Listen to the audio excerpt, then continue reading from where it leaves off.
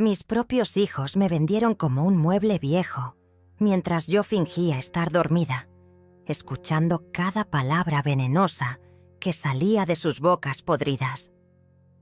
Cuando la vieja se muera en el asilo, nos repartimos todo 50-50, le susurró Rafael a Paola mientras contaba los billetes que acababa de sacar de en mi caja fuerte.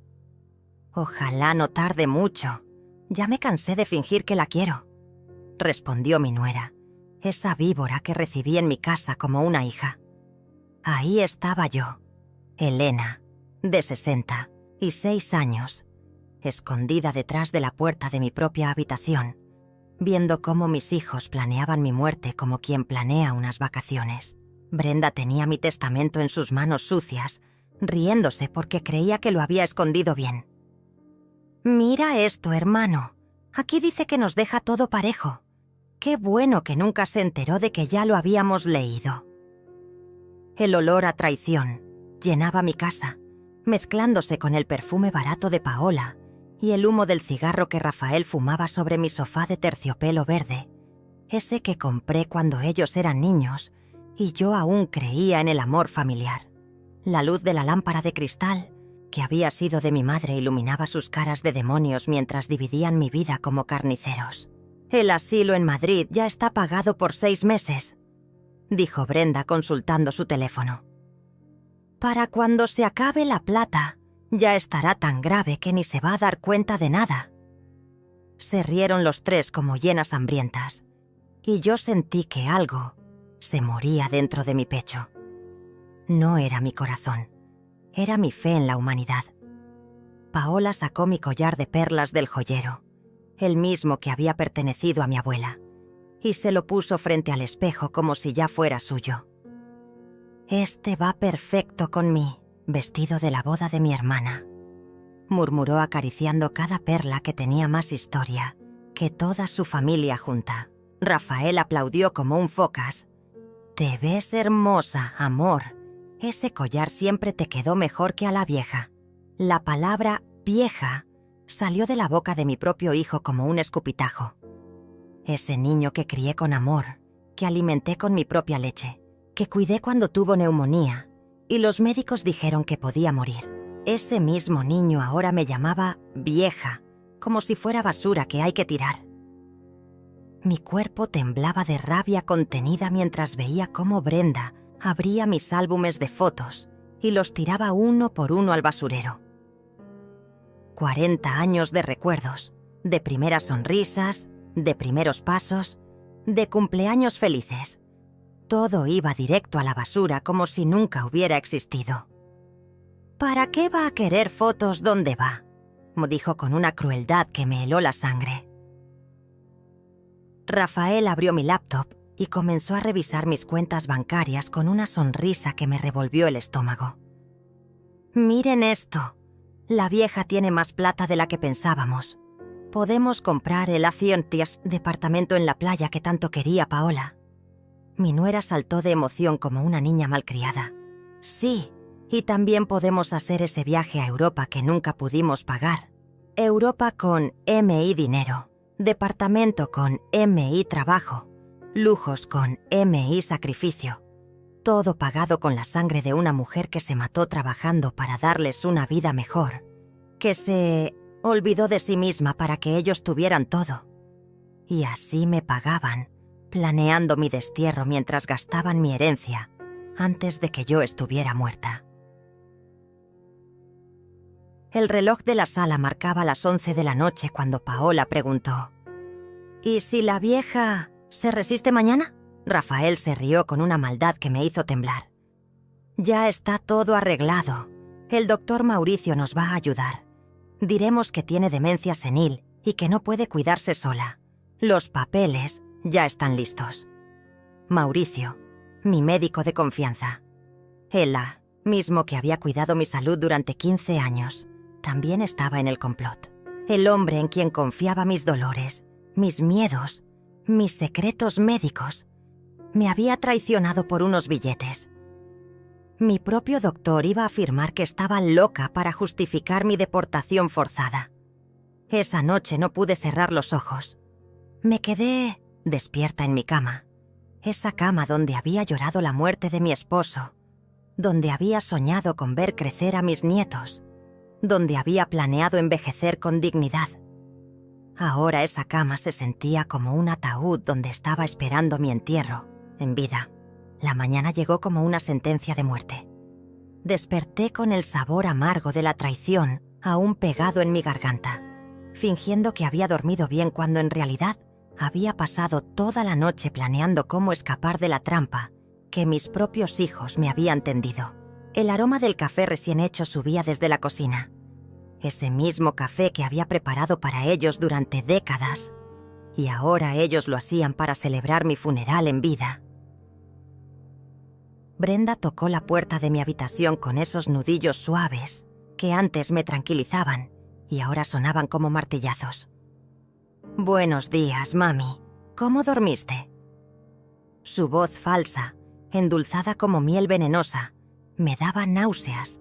Me levanté despacio, fingiendo la fragilidad que ellos querían ver, mientras por dentro hervía de rabia contenida.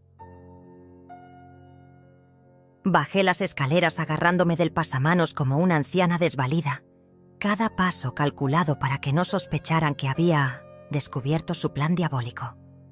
La sala estaba exactamente igual que la noche anterior, pero ahora todo se veía diferente bajo la luz del día. Mis muebles, mis recuerdos, mi vida entera me parecían ajenos, como si ya no me pertenecieran. Rafael estaba sentado en mi sillón favorito, leyendo el periódico con esa tranquilidad de quien ya ha ganado la guerra. Llevaba puesta la camisa azul que yo le había regalado el Día del Padre. Esa misma camisa que ahora se veía como un disfraz de hijo amoroso. «Buenos días, mamá», me dijo sin levantar la mirada del periódico, como si fuera un día normal, y no el día en que me iban a exiliar para siempre. Paola estaba en la cocina preparando el desayuno, usando mis platos de porcelana china, esos que solo sacaba en ocasiones especiales. Qué irónico que mi último desayuno en casa fuera servido en la vajilla de las grandes celebraciones. «Te hice tus tostadas favoritas, suegrita», me dijo con esa sonrisa falsa que ahora reconocía como pura actuación. Me senté en la mesa donde había desayunado durante 30 años, donde había celebrado tantos cumpleaños, donde había llorado tantas penas, y ahora sería testigo de mi última comida como mujer libre. El pan tenía sabor a cartón, el jugo de naranja me supo agrio. Todo había perdido el sabor desde que descubrí la verdad sobre mis hijos. «Mami, tenemos una sorpresa para ti», anunció Brenda con esa voz cantarina que usaba cuando era niña y había hecho alguna travesura. Sacó un sobre dorado de su cartera, de esos que se usan para invitaciones elegantes. «Te regalamos un viaje a España, a un lugar hermoso donde vas a conocer gente de tu edad y vas a estar súper cómoda». El sobre contenía los documentos de mi condena disfrazada de regalo. Boletos de avión, información del asilo, autorizaciones médicas, todo perfectamente planificado para que pareciera un acto de amor filial, en lugar del crimen que realmente era. Las fotos del lugar mostraban jardines perfectos y habitaciones luminosas, pero yo sabía que sería mi prisión dorada. «No quiero ir a ningún lado», les dije con la voz más firme que pude. «Estoy bien aquí, en mi casa». Rafael dejó el periódico sobre la mesa con un golpe seco que hizo temblar las tazas. «Mamá, ya no puedes vivir sola. Ayer te olvidaste de cerrar la llave del gas. Podrías haber provocado una explosión». Mentira. Yo nunca me había olvidado de nada, pero esa sería su excusa ante el mundo. Paola se acercó y me tomó las manos con esa ternura falsa que había perfeccionado durante años. «Elena, mi amor, es por tu bien. Allá vas a tener enfermeras las 24 horas, actividades, comida casera, todo lo que necesitas a tu edad». A mi edad. Como si 66 años fuera sinónimo de incapacidad mental. Además, agregó, Brenda jugando con su teléfono. Ya hablamos con el doctor Mauricio y él está de acuerdo. Dice que necesitas supervisión médica constante. El nombre de Mauricio salió de su boca como una puñalada más. ¿Mi médico de confianza? ¿El hombre que conocía cada una de mis dolencias? ¿Cada una de mis preocupaciones? Me había traicionado por dinero. Rafael se levantó y comenzó a caminar por la sala como un león enjaulado. El avión sale esta tarde. Mamá, ya está todo arreglado. No hay vuelta atrás. Esta tarde. Me quedaban apenas unas horas de libertad antes de ser deportada como una criminal a un país extranjero donde moriría sola y olvidada. ¿Y si no quiero ir? Pregunté sabiendo la respuesta, pero necesitando escucharla de sus propios labios. Los tres se miraron entre ellos con esa complicidad de criminales que han ensayado cada movimiento. «No es opcional, mamá», respondió Brenda con una frialdad que me llegó hasta los huesos. «Ya firmamos todos los papeles. Legalmente, nosotros somos tus tutores ahora, tutores». Mis propios hijos se habían convertido en mis dueños mientras yo dormía confiada en su amor. Habían usado mi confianza, mi amor incondicional, mi fe ciega en la familia para esclavizarme, legalmente. Era el golpe maestro de una estafa perfecta. Paola subió a mi habitación para ayudarme a empacar, pero en realidad fue para asegurarse de que no me llevaran nada valioso. Revisó cada cajón, cada rincón, cada escondite donde pudiera haber guardado joyas o documentos importantes. «No necesitas tantas cosas, Elena», me decía mientras separaba mi vida en dos montones. Lo que me dejarían llevar y lo que se quedaría para ellos. Mis fotos familiares fueron directamente al montón del descarte. «Allá van a tener actividades. Para mantenerte ocupada, no vas a tener tiempo para nostalgias», me explicó mientras tiraba a la basura la foto de mi boda, la foto del nacimiento de Rafael, la foto del primer día de escuela de Brenda. 40 años de historia familiar eliminados como spam de computadora. El olor de mi casa se estaba desvaneciendo, reemplazado por el perfume agresivo de Paola y el desinfectante que habían usado para limpiar todo rastro de mi presencia. Era como si me estuvieran borrando del mapa antes de que me fuera, preparando el escenario para una vida sin Elena. El momento más humillante llegó cuando tocaron la puerta y apareció el doctor Mauricio con su maletín negro y esa sonrisa que antes me tranquilizaba. «Elena, querida, ¿cómo estás?», me preguntó con esa voz melosa que ahora reconocía como pura falsedad. Venía a examinarme para firmar los papeles que certificarían mi supuesta demencia, el documento que legalizaría mi secuestro. «Siéntate aquí, Elena», me dijo señalando el sofá donde tantas veces había recibido a mis invitados. Ahora yo era la invitada incómoda en mi propia sala. Mauricio abrió su maletín con la tranquilidad de quien ha hecho esto 1000 veces, sacando instrumentos médicos que brillaban bajo la luz como cuchillos de carnicero. Rafael se sentó a mi lado, tomándome del brazo con esa ternura fingida que me daba asco. «Tranquila, mamá. El doctor solo quiere revisar que estés bien para el viaje». El viaje. Qué palabra tan bonita para disfrazar un destierro forzado. Paola grababa todo con su teléfono, creando evidencia de su preocupación por mi bienestar. «Elena, ¿recuerdas qué desayunaste hoy?», me preguntó Mauricio mientras apuntaba mis respuestas en una libreta. Cada pregunta era una trampa, cada respuesta una cuerda más en la soga que me ahorcaría legalmente. «¿Sabes qué día es hoy? ¿Recuerdas cómo se llama el presidente?». Preguntas diseñadas para confundirme, para hacerme dudar de mi propia cordura. Brenda se acercó con lágrimas falsas corriendo por sus mejillas. «Doctor, ayer se olvidó de apagar la estufa. Estamos muy preocupados. No sabemos qué más puede pasar».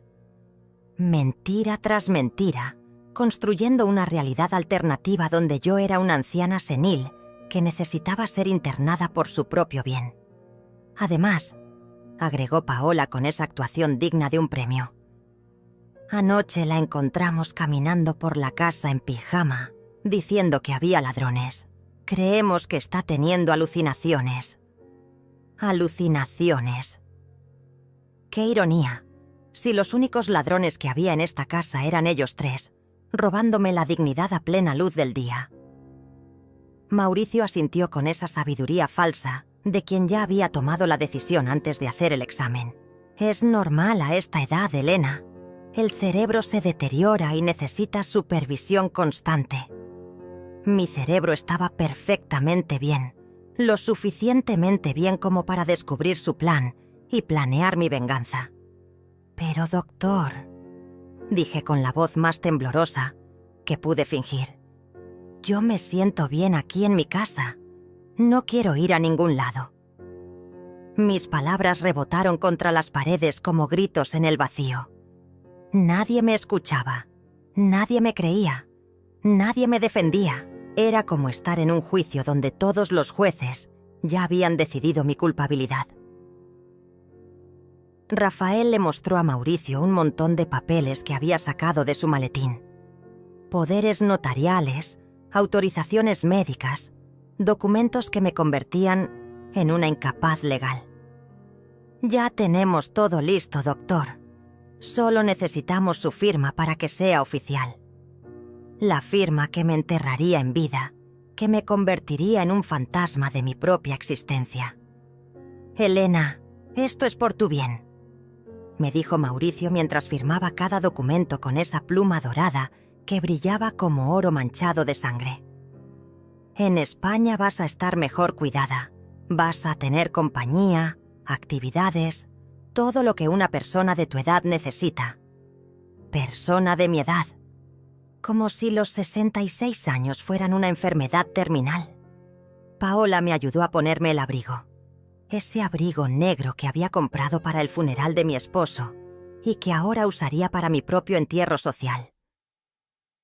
Te ves hermosa, Elena, me mintió mientras me abrochaba los botones como si fuera una niña pequeña. Vas a hacer muchos amigos nuevos. El taxi esperaba afuera con el motor encendido, como un coche fúnebre listo para llevarme a mi último destino. Rafael cargó mi maleta pequeña, esa maleta que contenía apenas lo esencial para sobrevivir, mientras ellos se quedaban con una casa llena de recuerdos y tesoros acumulados durante décadas. Brenda me abrazó en la puerta, y por un momento, solo por un momento, sentí que tal vez había una pizca de amor verdadero en ese abrazo. «Te vamos a visitar pronto, mami», me susurró al oído, pero sus palabras sonaban huecas como promesas de político en campaña. «Cuídense mucho», les dije mirándolos por última vez, parados en la puerta de mi casa, sabiendo que probablemente sería la última vez que los vería. Rafael levantó la mano en un gesto de despedida, que parecía más una bendición papal que un adiós de hijo amoroso. El taxi se alejó lentamente por la calle, donde había vivido toda mi vida adulta, donde había criado a mis hijos, donde había planificado envejecer rodeada de amor familiar. Ahora esa calle se convertía en un recuerdo, en una fotografía mental que tendría que conservar para siempre. Paola ya estaba en el jardín regando mis plantas, como si fuera la nueva dueña de la casa. Rafael había vuelto adentro, probablemente para comenzar a planificar la venta de mis muebles. Brenda se despidió con la mano hasta que perdí de vista la casa, fingiendo tristeza hasta el último segundo. Durante el viaje al aeropuerto, el taxista trató de hacer conversación. «¿Vacaciones?», me preguntó mirándome por el espejo retrovisor. «Algo así», le respondí, porque ¿cómo explicarle a un extraño que mis propios hijos me habían vendido como ganado viejo? ¿Cómo decirle que iba camino al destierro disfrazado? ¿De regalo?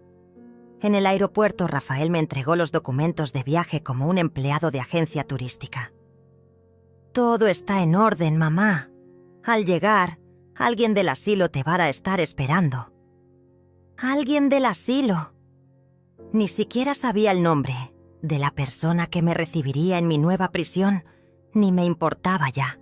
El avión despegó llevándose mis últimos vestigios de esperanza hacia las nubes grises que cubrían Madrid.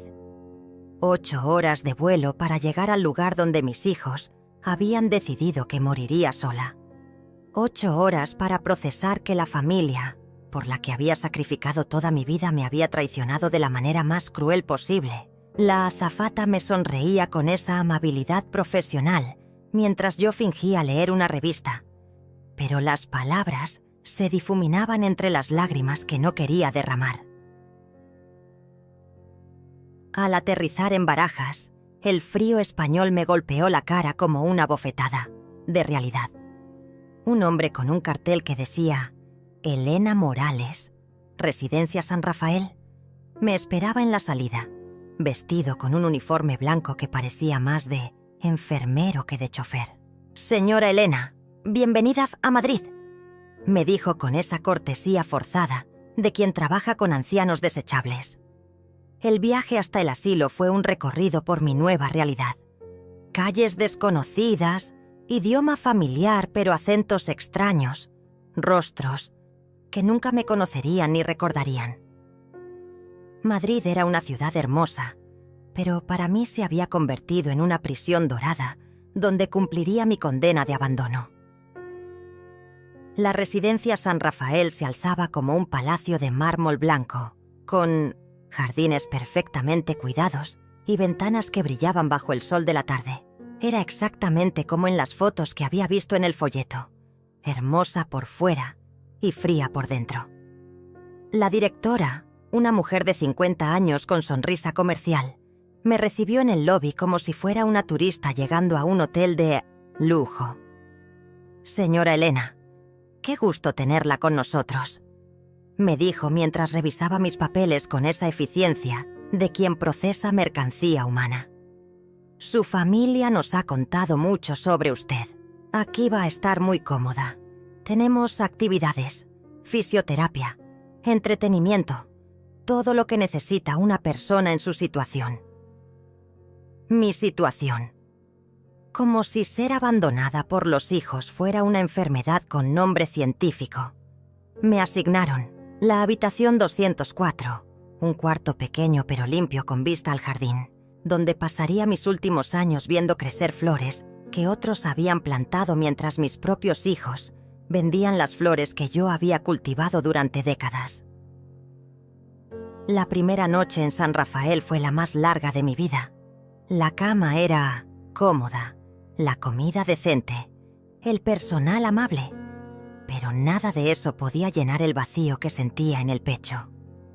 Había ancianos jugando cartas en el salón común, otros viendo televisión, algunos pintando paisajes, todos fingiendo que estar ahí era una elección y no una condena.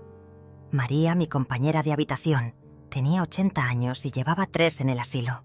«Al principio duele», me dijo mientras se preparaba para dormir, «pero después te acostumbras. Los hijos tienen su vida, nosotras ya cumplimos nuestro tiempo». Su resignación me daba más pena que rabia, como si hubiera aceptado que ser madre era un trabajo temporal con fecha de vencimiento. Durante las primeras semanas, intenté llamar a Rafael y Brenda, pero siempre tenían excusas. «Estamos muy ocupados con el trabajo, mamá. Te llamamos la próxima semana. Ahora no podemos hablar». Poco a poco fui entendiendo que mi deportación incluía también mi muerte social, mi eliminación gradual de sus vidas hasta convertirme en un fantasma del pasado. Las cartas que les escribía regresaban sin abrir. Los emails rebotaban como si mi dirección hubiera sido bloqueada.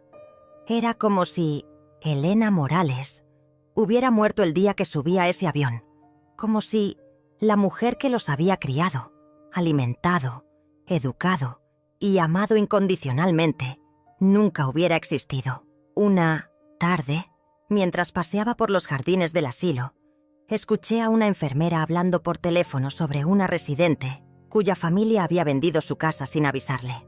«Es lo que pasa siempre», decía con esa naturalidad de quien ha visto esto 1000 veces. «Los traen aquí y después se olvidan de que existen. Sus palabras me helaron la sangre porque sabía que estaba hablando de mí. Esa noche me decidí a hacer algo que debería haber hecho desde el primer día: llamar a mi abogado en Brasil. Patricia Herrera había sido mi asesora legal durante 15 años. Una mujer íntegra que conocía todos mis bienes, todas mis inversiones, todos mis documentos importantes. Si alguien podía ayudarme, era ella. «Elena, ¿dónde estás?», fue lo primero que me preguntó cuando escuchó mi voz. «Tus hijos vinieron a mi oficina diciendo que habías muerto de un infarto en España. Incluso trajeron un certificado de defunción falsificado». El mundo se me vino abajo. Mis propios hijos me habían matado legalmente para acelerar la herencia. «Patricia, estoy viva y necesito tu ayuda», le dije con la voz quebrada. Le conté todo: el engaño, el asilo, los documentos falsos, la venta de mi casa, todo el plan diabólico que habían ejecutado con precisión militar. Cada palabra que salía de mi boca sonaba como una película de terror, pero era mi realidad. «Elena, esto es gravísimo. Si ellos presentaron un certificado de defunción falso, cometieron fraude documental, pero necesito que regreses a Brasil para que podamos actuar legalmente». Regresar. Esa palabra sonaba imposible desde mi prisión española, pero Patricia tenía razón. No podía luchar desde la distancia. ¿Cómo puedo salir de aquí si legalmente soy una incapaz?, le pregunté sintiendo cómo la desesperanza me ahogaba. «Deja eso de mi cuenta», me respondió con esa determinación que siempre había admirado en ella. «Voy a enviar a un representante legal a Madrid. Esto no se va a quedar así». Durante los siguientes días, fingí estar adaptándome al asilo, mientras por dentro planeaba mi escape. Sonreía en las actividades grupales, participaba en las terapias, comía en el comedor común, todo mientras mi mente trabajaba a toda velocidad, planificando mi venganza. El representante de Patricia llegó, a la semana siguiente, un abogado español llamado Ricardo Mendoza, que revisó todos mis documentos y confirmó lo que ya sabíamos. Mi internación había sido basada en papeles falsificados y testimonios perjuros. «Señora Elena, usted está aquí ilegalmente. Esto es secuestro disfrazado de cuidado médico». Ricardo Mendoza trabajó como un detective privado durante 2 semanas, recopilando evidencias de la estafa que mis hijos habían montado con la precisión de criminales profesionales. Cada día que pasaba en el asilo, yo fingía ser la anciana, resignada que ellos esperaban, pero por dentro hervía de rabia y planeaba cada movimiento de mi contraataque. «Elena, esto es peor de lo que pensábamos», me dijo Ricardo durante una de nuestras reuniones secretas en el jardín del asilo. «Tus hijos no solo falsificaron tu muerte, sino que ya vendieron tu casa, vaciaron tus cuentas bancarias y están viviendo como millonarios con tu dinero». Cada palabra era una puñalada más en mi corazón ya destrozado. Patricia me llamaba todas las noches para coordinar la operación de rescate. «Necesitamos que regreses sin que ellos se den cuenta. Si descubren que estás viva antes de tiempo, van a esconder las evidencias y será imposible recuperar tu patrimonio». Era una carrera contra el tiempo donde cada segundo contaba. Mi plan comenzó a tomar forma cuando descubrí que en el asilo había una computadora para uso de los residentes. Durante las noches, cuando todos dormían, bajaba sigilosamente a revisar mis cuentas bancarias online. Lo que vi me confirmó mis peores sospechas. Mis ahorros de toda una vida habían desaparecido, transferidos a cuentas que no reconocía. Rafael había abierto cuentas a nombre de empresas fantasma para lavar mi dinero. Paola se había comprado el departamento en la playa que siempre había soñado, usando mis ahorros como si fueran suyos. Brenda había pagado la universidad privada de sus hijos con el dinero que yo había guardado para mis propios gastos médicos. Era una traición sistémica, planificada hasta el último detalle. Pero mi descubrimiento más devastador llegó cuando encontré las redes sociales de Paola. Había publicado fotos de mi casa completamente remodelada. Con muebles nuevos compraron con MI dinero. En una foto aparecía brindando con champán en MI Jardín, celebrando la nueva etapa de sus vidas. Los comentarios de sus amigas la felicitaban por haberse liberado de la suegra tóxica. Brenda había sido aún más cruel en sus publicaciones. Subió un video llorando, contando cómo había sido tan difícil perder a su mamá por demencia senil y agradeciendo el apoyo de sus seguidores durante estos momentos tan duros. 500 personas habían comentado enviándole condolencias por mi supuesta enfermedad mental. Esa noche no pude dormir. Ver cómo mis propios hijos habían convertido mi destrucción en contenido para redes sociales me llenó de una rabia que no sabía que existía dentro de mí. Pero esa rabia se transformó en determinación fría, en un plan de venganza que sería tan perfecto como había sido su estafa. Ricardo me trajo noticias alentadoras a la semana siguiente.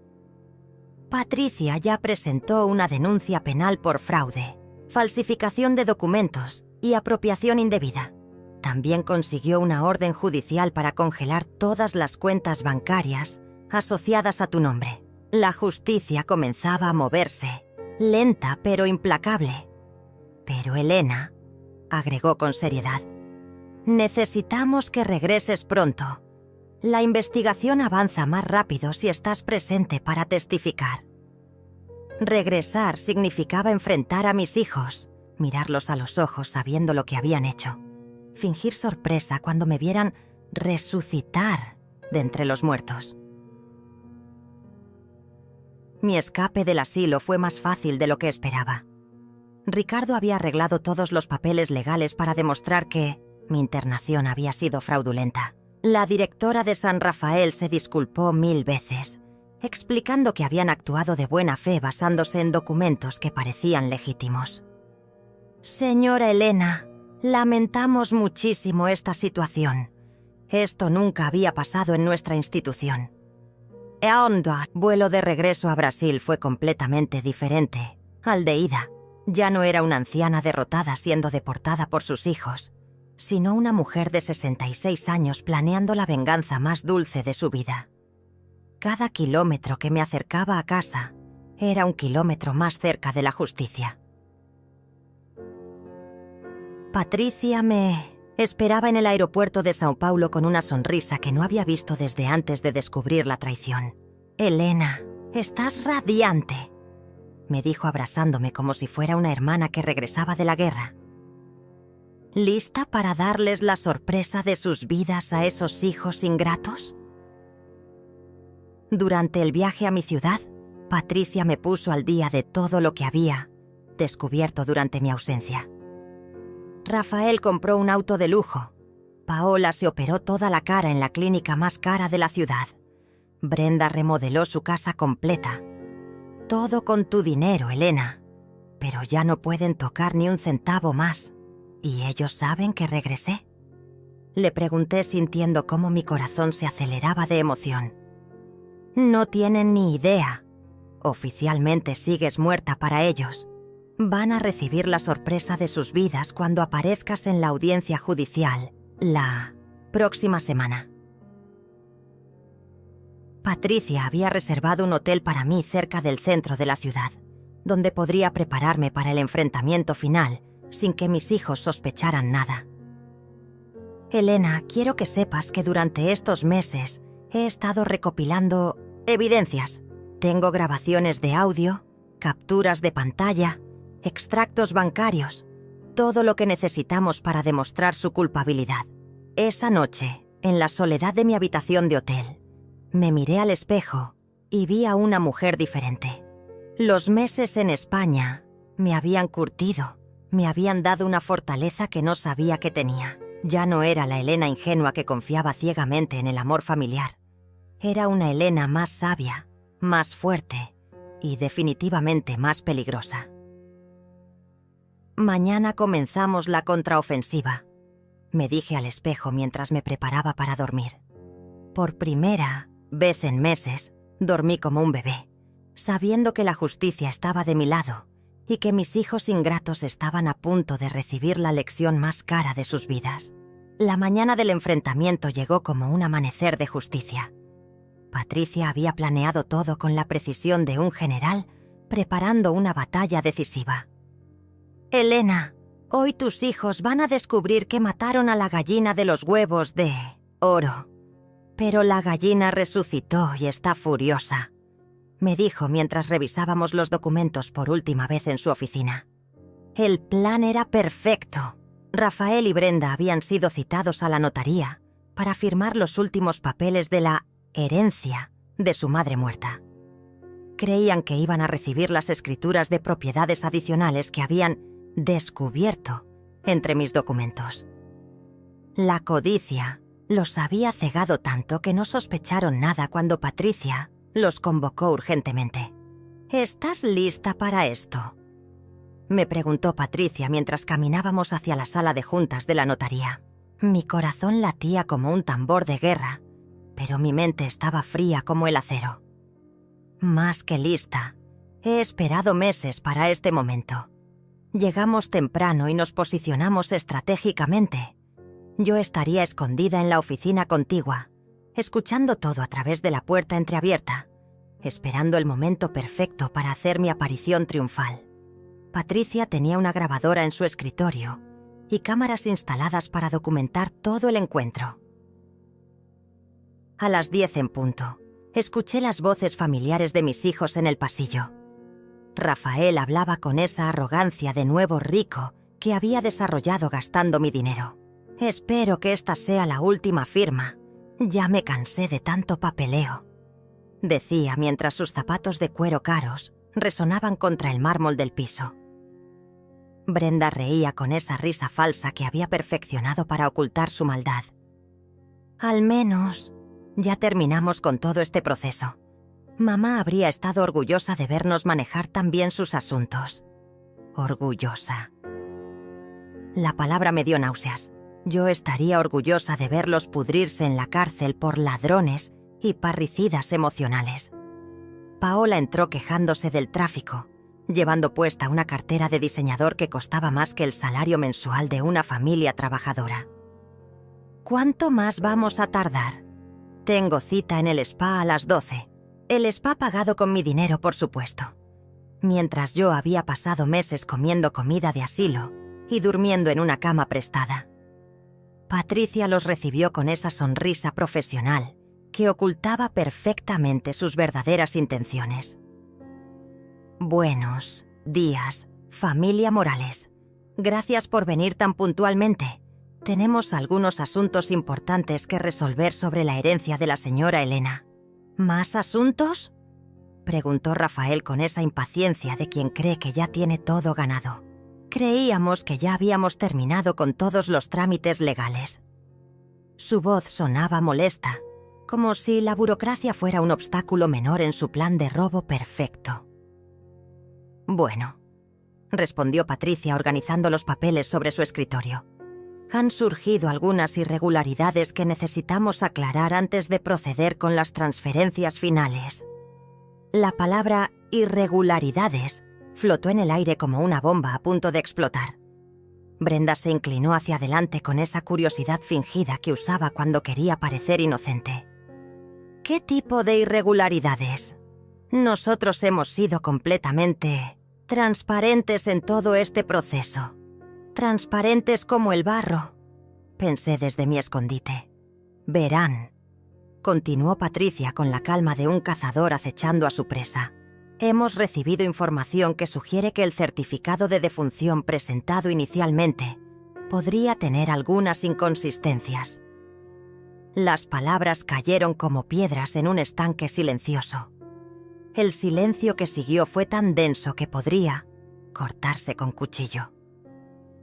Escuché cómo Rafael se movía nerviosamente en su silla, cómo Paola dejaba de respirar por un segundo, cómo Brenda carraspeaba tratando de ganar tiempo para procesar la información.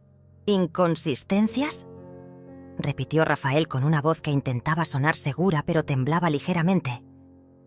No entiendo qué quiere decir. El certificado fue expedido por el hospital de Madrid donde murió mamá. Cada mentira que salía de su boca era una confesión más de su culpabilidad. Patricia abrió una carpeta gruesa llena de documentos que había estado preparando durante semanas. Efectivamente, el hospital de Madrid expidió un certificado. Pero resulta que la persona que murió en ese hospital se llamaba Elena Morales González, no Elena Morales Herrera como su madre. El sonido de papeles cayendo al suelo me indicó que alguien había perdido el control de sus documentos. Probablemente Brenda, que siempre había sido la más nerviosa de los dos hermanos cuando se trataba de mantener mentiras elaboradas. Debe ser un error administrativo, balbuceó Paola con esa voz aguda que usaba cuando estaba asustada. Los hospitales cometen errores todo el tiempo, especialmente con pacientes extranjeros. Cada palabra que decía los hundía más profundo en su propia tumba legal. «Qué curioso que mencione eso», respondió Patricia con una sonrisa que yo no podía ver pero podía sentir en su voz. «Porque también contactamos directamente con la residencia San Rafael en Madrid, donde supuestamente estaba internada su madre». El silencio volvió a llenar la habitación, pero esta vez era diferente. Era el silencio del terror, de los criminales, que sienten cómo se cierra la trampa que ellos mismos habían construido. Podía imaginar sus caras pálidas, sus manos sudorosas, sus cerebros trabajando desesperadamente para encontrar una salida. «¿Y qué les dijeron?», preguntó Brenda con una voz tan pequeña que apenas podía escucharla desde mi escondite. Era la voz de una niña que sabe que la han descubierto haciendo algo muy malo. «Les dijeron algo muy interesante», continuó Patricia, saboreando cada palabra como un vino fino. «Les dijeron que Elena Morales Herrera había sido dada de alta hace 3 semanas y había regresado a Brasil. Muy viva, muy lúcida y muy molesta por haber sido internada basándose en documentos falsificados». El estruendo que siguió a las palabras de Patricia sonó como una sinfonía de pánico. Sillas cayendo, gritos ahogados, pasos corriendo hacia la puerta. Pero Patricia había cerrado con llave, y mis queridos hijos estaban atrapados en su propia trampa como ratas en un laberinto sin salida.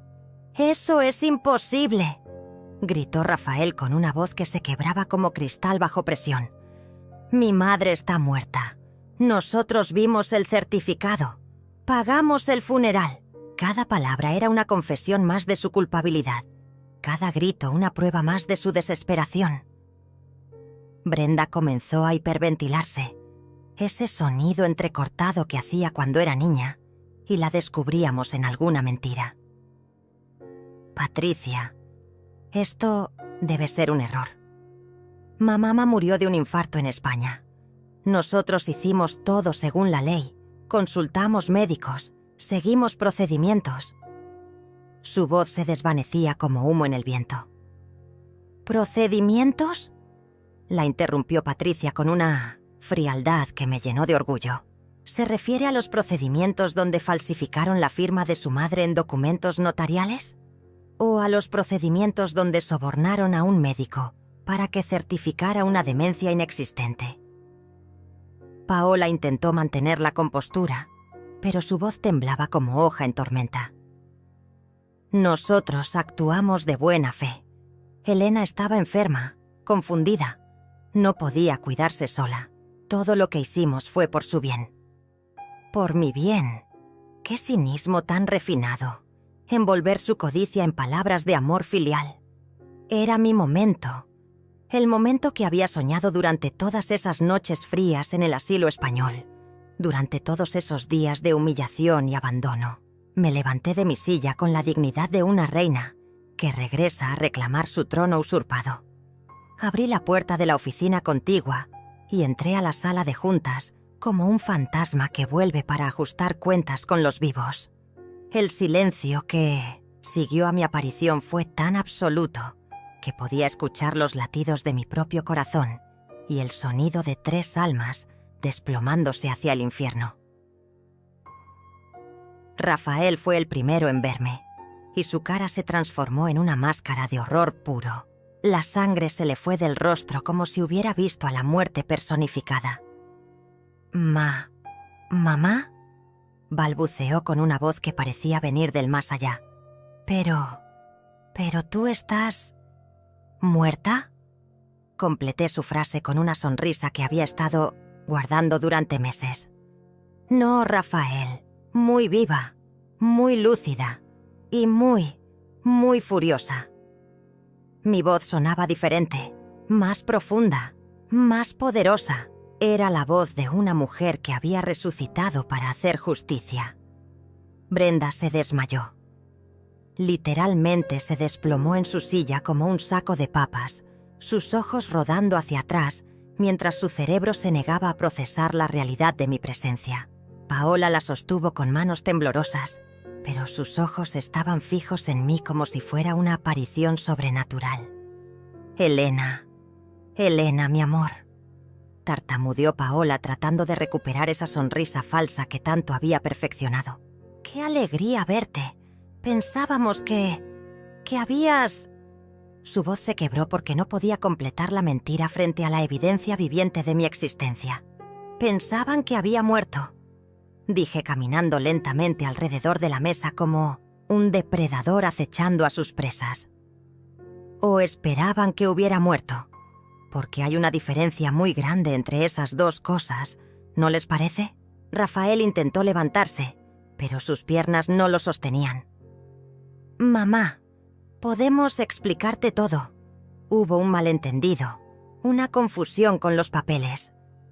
Su voz sonaba como la de un niño pequeño pidiendo perdón después de romper algo valioso. ¿Un malentendido? Sí, repetí con una risa que me salió del alma, pero no era una risa de alegría, sino de justicia pura. ¿Llamar al doctor Mauricio para que certificara mi demencia fue un malentendido? ¿Vaciar mis cuentas bancarias fue un malentendido? ¿Vender mi casa fue un malentendido? Patricia abrió otra carpeta y comenzó a esparcir fotografías sobre la mesa. Eran capturas de pantalla de las redes sociales de mis hijos. Fotos de sus compras de lujo, videos de sus celebraciones, evidencia irrefutable de cómo habían festejado mi supuesta muerte mientras gastaban mi dinero. «Miren esto», dijo Patricia señalando una foto de Paola brindando champán en mi jardín. Aquí está Paola celebrando su nueva vida, el mismo día que ustedes me internaron en España. ¿También eso fue un malentendido? Brenda había recuperado la conciencia, pero parecía estar en shock. Sus ojos se movían de mi cara a las fotografías, como si tratara de procesar dos realidades incompatibles. «Mamá, nosotros pensábamos que era lo mejor para ti. El asilo era muy bonito, tenía buenos cuidados». ¿Lo mejor para mí? Exploté con una rabia que había estado conteniendo durante meses. Lo mejor para mí era morir sola y abandonada en un país extranjero mientras ustedes se gastaban mis ahorros de toda una vida. ¿Lo mejor para mí era que falsificaran mi muerte para acelerar la herencia? Rafael intentó una última jugada desesperada. «Mamá, todo se puede arreglar. Podemos devolverte todo, la casa, el dinero, todo. Fue un error, un momento de confusión». Su voz se quebraba con cada palabra, como un castillo de naipes cayendo pieza por pieza. ¿Devolver? Me reí con una amargura que me salía desde lo más profundo del corazón. ¿Van a devolverme los meses de humillación? ¿Van a devolverme las noches que lloré pensando que mis propios hijos me habían olvidado para siempre? ¿Van a devolverme la confianza que tenía en la familia? Patricia se acercó a mis hijos con una carpeta final, la más gruesa de todas. «Esta es la denuncia penal que hemos presentado contra ustedes. Fraude documental, apropiación indebida, falsificación de documentos públicos y secuestro. Cada uno de estos delitos tiene una pena mínima de 5 años de prisión. El sonido que salió de la garganta de Rafael fue como el gemido de un animal herido. Paola comenzó a llorar, pero no eran lágrimas de arrepentimiento, sino de autocompasión, lágrimas por su futuro arruinado, no por el daño que me habían causado. Brenda fue la primera en intentar el camino de la súplica, cayendo de rodillas frente a mí como si fuera una penitente, buscando absolución divina.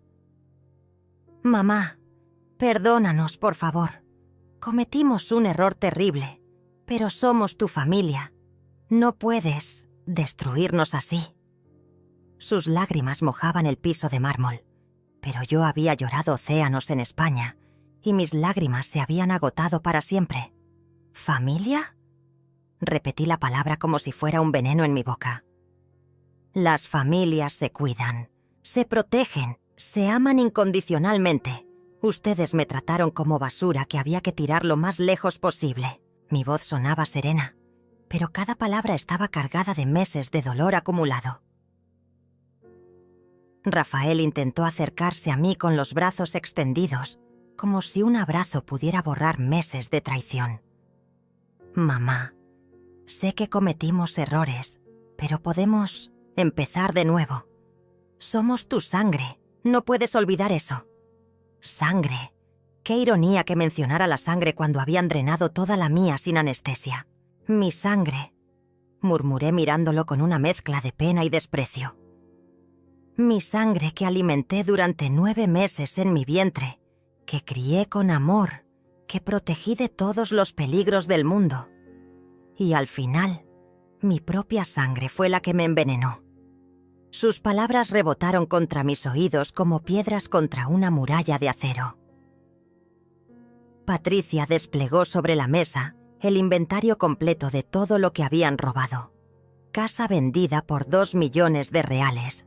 Cuentas bancarias vaciadas por valor de 800.000 reales.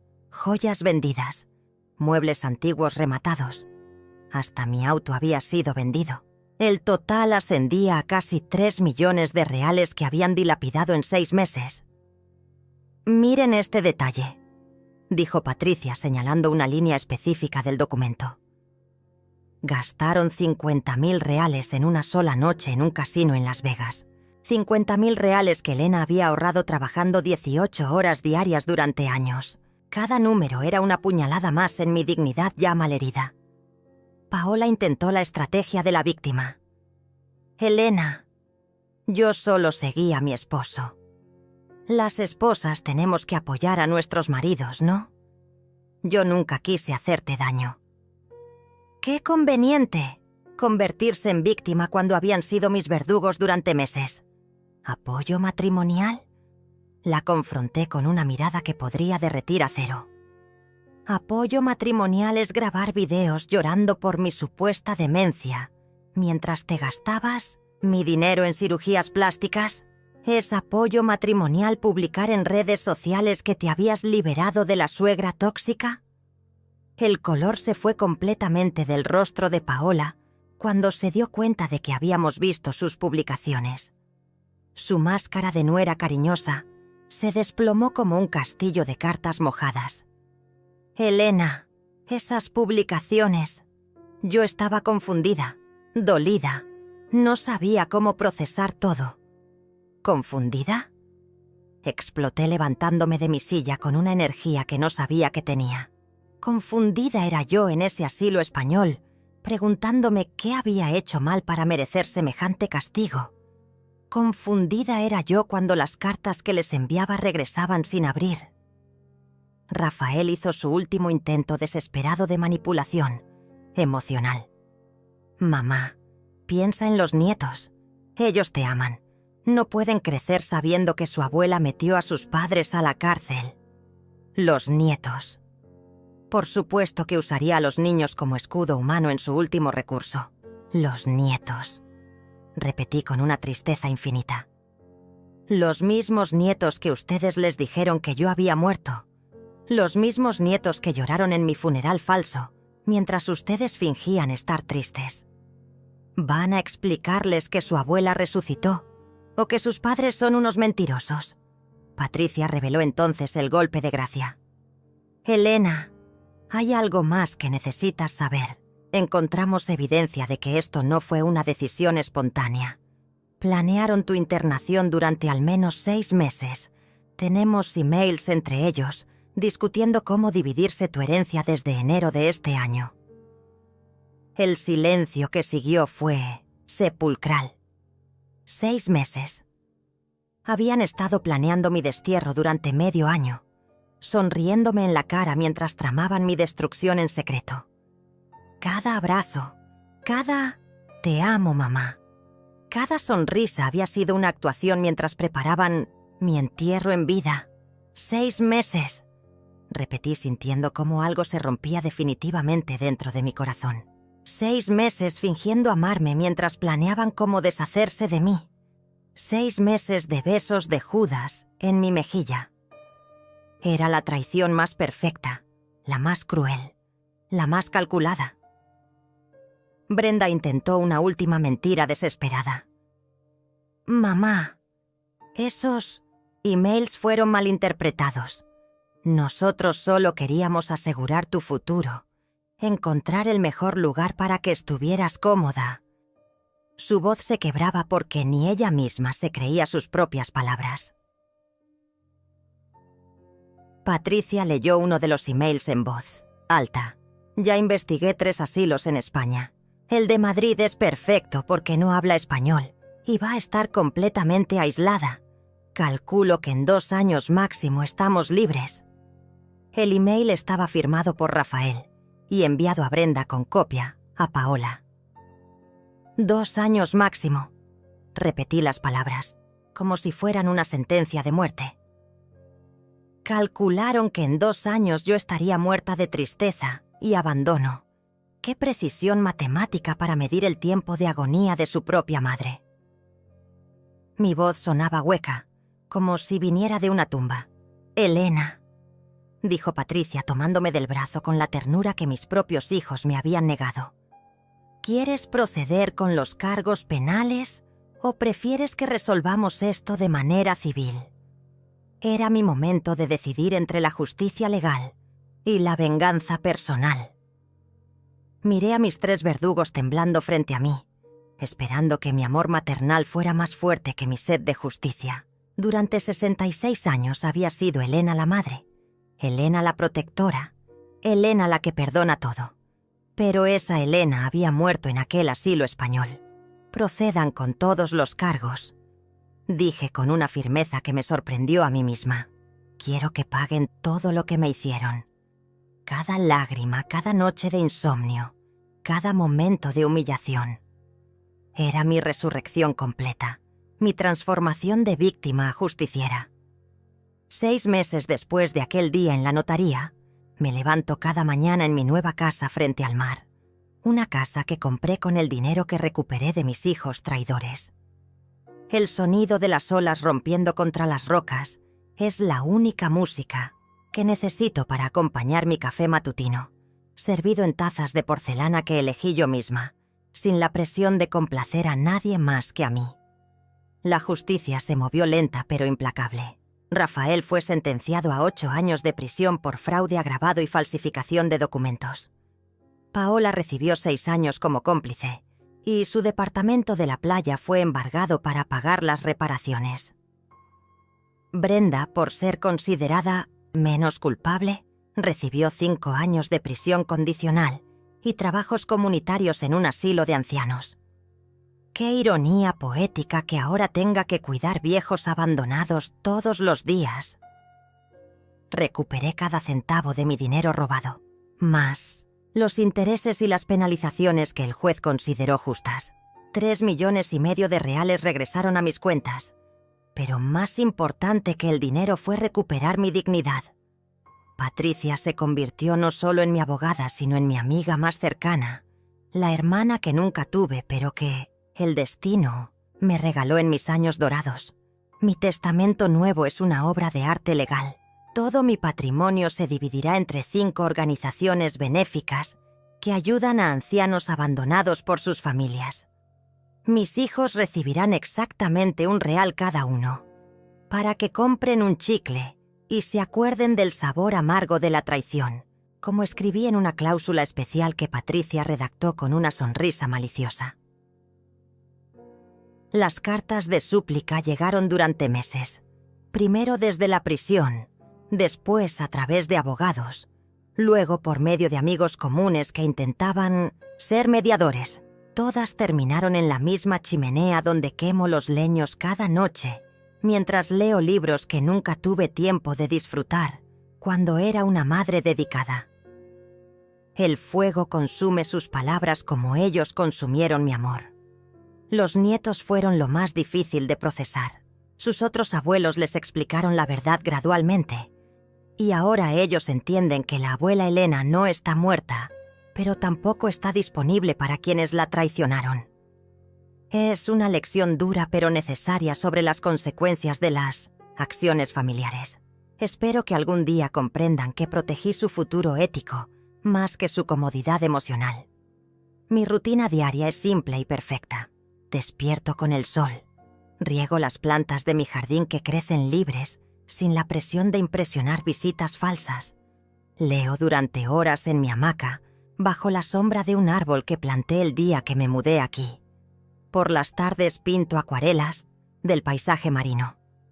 Algo que siempre quise hacer, pero nunca tuve tiempo porque estaba ocupada siendo la madre perfecta para hijos imperfectos.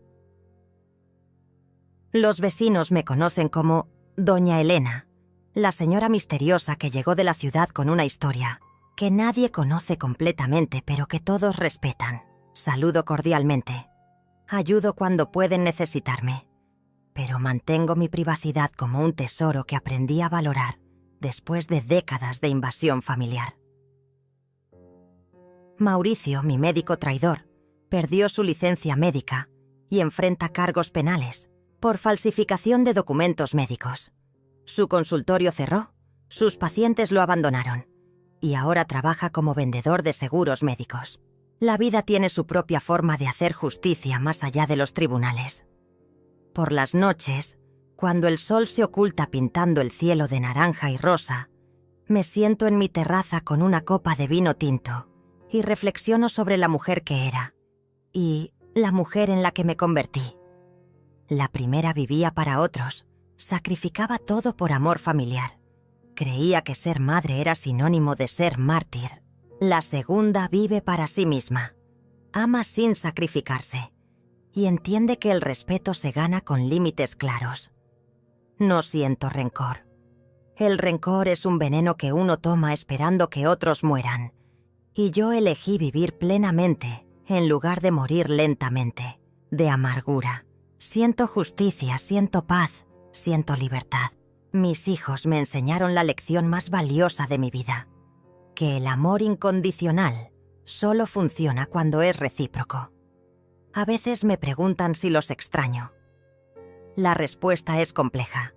Extraño a los niños que fueron, no a los adultos en los que se convirtieron. Extraño las ilusiones que tenía sobre ellos, no la realidad de lo que demostraron ser. Es como extrañar un libro que resultó tener un final terrible. Extrañas la esperanza, no la decepción. Mi Nuevo Testamento incluye una carta que se leerá después de mi muerte natural.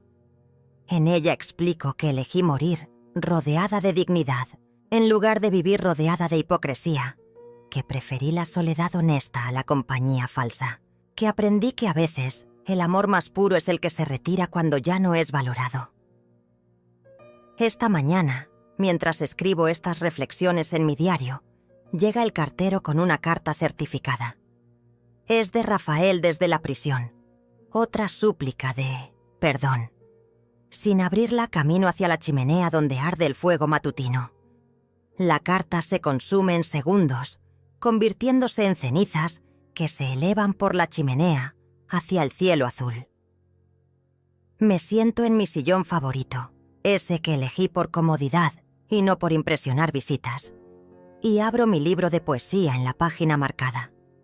Leo en voz alta para mí misma, porque mi voz merece ser escuchada, aunque sea solo por mis oídos.